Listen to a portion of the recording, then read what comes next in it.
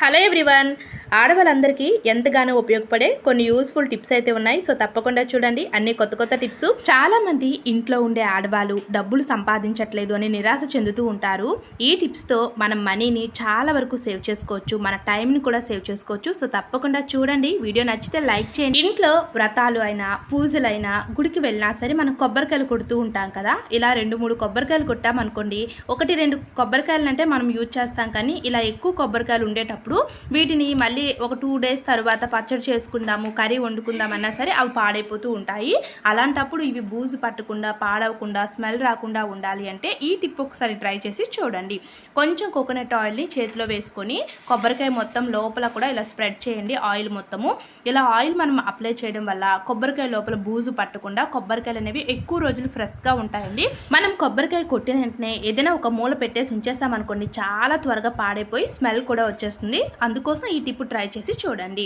Next మరొక useful Tipu, మనం ఇంట్లో పికిల్స్ లాంటివి తెచ్చుకుంటూ ఉంటాము. పచ్చళ్ళు, టమోటా పచ్చడి కానీ, మ్యాంగో పచ్చడి కానీ, సో ఏదో ఒక పచ్చళ్ళు తెచ్చుకున్న తర్వాత ఇలా డబ్బా మొత్తం ఖాళీ అయిపోతుంది. ఖాళీ అయిపోయిన తర్వాత ఎలా ఉంటుందంటే, మనం ఇది ఎంత బాగా క్లీన్ చేసుకున్నా, ఇందులో ఏదైనా బాదం కానీ, జీడిపప్పు కానీ ఏమైనా వేసుకుందామన్నా సరే మనకి స్మెల్ వస్తూనే ఉంటుంది. అంత త్వరగా కూడా అంత ఈజీగా క్లీన్ అవ్వదండి. లోపల మనకి ఆయిల్ మరక అనేది అలానే ఉండిపోతూ ఉంటుంది, జిడ్డుగా ఉంటుంది. అలాంటప్పుడు ఇలా ఏరియల్ లిక్విడ్ ఉంటుంది కదా, ఈ ఏరియల్ లిక్విడ్ కూడా మీరు వేయవలసిన అవసరం లేదు. ఇలా లిక్విడ్ ప్యాకెట్ అయిపోయిన తర్వాత మనకి ఆ కార్నర్స్ దగ్గర ఎంతో కొంత లిక్విడ్ కొంచెం మిగిలిపోతుంది.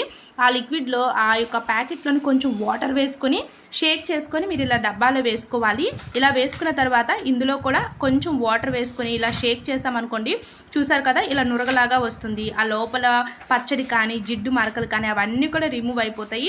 ఇంకా మీరు సోప్ కానీ, ఎలాంటి లిక్విడ్స్ కానీ ఏమీ పెట్టి క్లీన్ చేయవలసిన అవసరం లేదు. ఇలా అయిపోయిన ఏరియా లిక్విడ్లోని కొంచెం వాటర్ వేసి మీరు ఇలా వేసుకుంటే సరిపోతుంది. చాలా నీట్గా క్లీన్ అయిపోతుంది. మనకి పచ్చడి స్మెల్ కూడా వచ్చే ఛాన్సే ఉండదు. చూసారు కదండి ఎలా క్లీన్ అయిపోయిందో. మనము ఇందులో ఇంకేమి వేయవలసిన అవసరం కూడా ఉండదు. ఇక్కడ మీకు క్లీన్ చేసి కూడా చూపిస్తున్నాను. చాలా అంటే చాలా నీట్గా క్లీన్ అయిపోయింది. ఇంకా మీకు క్లీన్ అవ్వలేదు అంటే ఇలాంటి పనికిరాని బ్రష్ ఉంటుంది కదా, ఆ బ్రష్ తీసుకొని ఇలా లోపల క్లీన్ చేసుకుంటే చాలా ఈజీగా క్లీన్ అవుతుంది. నెక్స్ట్ వన్ అండి, ఇక్కడైతే ఇలా వెడల్పుగా ఉన్న ఒక ప్లేట్ అయితే తీసుకున్నాను. ఇందులో ఒక 1 గ్లాస్ వరకు కూడా వాటర్ని అయితే యాడ్ చేస్తున్నాను. ఇక్కడ ఎందుకు ఇలా తీసుకున్నాను అంటే, మనము వంటగదిలోని కూరగాయలు కట్ చేసేటప్పుడు చాకులు, నైఫ్స్ అనేవి వాడుతూ ఉంటాము. ఏదైనా క్యారెట్ అవ్వచ్చు, పొటాటో అవ్వచ్చు, పీల్ చేయడానికి పీలర్స్ లాంటివి వాడుతూ ఉంటాము. సీజర్స్, మసాలా ప్యాకెట్స్ కట్ చేయడానికి సీజర్స్ లాంటివి వాడుతూ ఉంటాం కదా.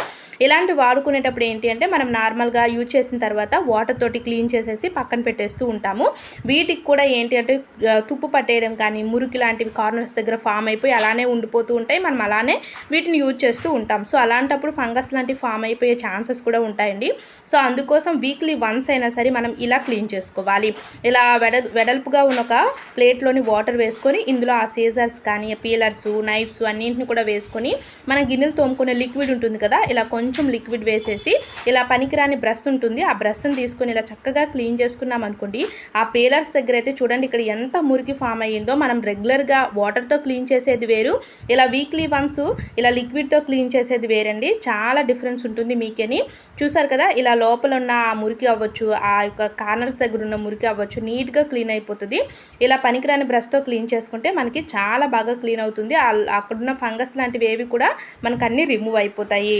ఇలా మొత్తం క్లీన్ చేసుకున్న తర్వాత 2-3 సార్లు నీట్గా వీటిని వాష్ చేసేసుకొని మళ్ళీ వేరొక ప్లేట్లో కానీ అందులో వేసేసి వీటిని కొంచెం ఎండగా ఉన్న ప్లేస్లో పెట్టామనుకోండి, వాటికి ఉన్న తడి అంతా కూడా ఆరిపోయి డ్రైగా ఉంటాయి.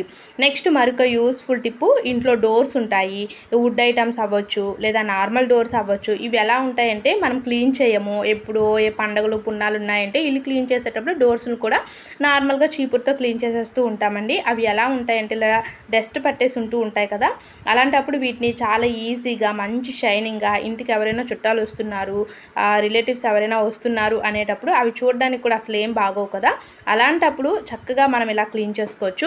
ఫస్ట్ ఏదైనా ఒక క్లాత్ తీసేసుకొని, చూసారు కదా క్లాత్ తీసుకొని కొంచెం ఏరియల్ లిక్విడ్ని ఇలా మొత్తం కూడా ఆ క్లాత్ పైన వేసుకోవాలి.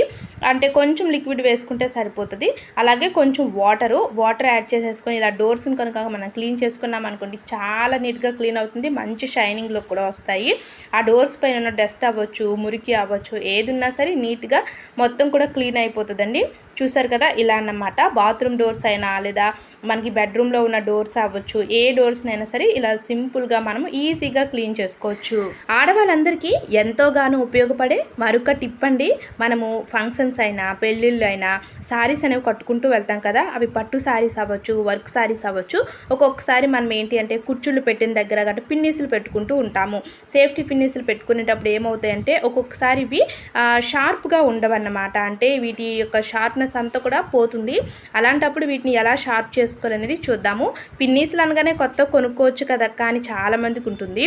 కొత్త కంటే కూడా ఇంట్లో ఇలా ఎక్కువ పిన్నీసులు ఉంటూ ఉంటాయి కదండి. అలాంటప్పుడు వీటిని ఊరికే బయట పడేయకుండా ఈ విధంగా మనము మనీని కూడా చాలా వరకు సేవ్ చేసే వాళ్ళం అవుతాము. ఇక్కడ చూసారు కదా, ఇలాంటి టీ స్టైనర్ ఉంటుంది, స్టీల్ది. ఇలాంటి స్టీల్గా ఉన్న టీ స్టైనర్ తీసుకుని పిన్నీస్ని ఇలా ఒక 5 టైమ్స్ 10 టైమ్స్ ఇలా రఫ్ చేసామనుకోండి, అటు ఇటు రఫ్ చేస్తే చాలు. చూసారు కదా ఇక్కడ ఎంత షార్ప్గా అయితే తయారైందో పిన్నీస్ అనేది. ఇలా మనము టైంని సేవ్ చేసుకోవచ్చు, అలాగే మన మనీని కూడా చాలా వరకు సేవ్ చేసుకోవచ్చు. ఇలా మీరు ఇప్పుడు ఏ వర్క్ సారీకి పెట్టినా సరే చాలా ఈజీగా వెళ్ళిపోతుంది.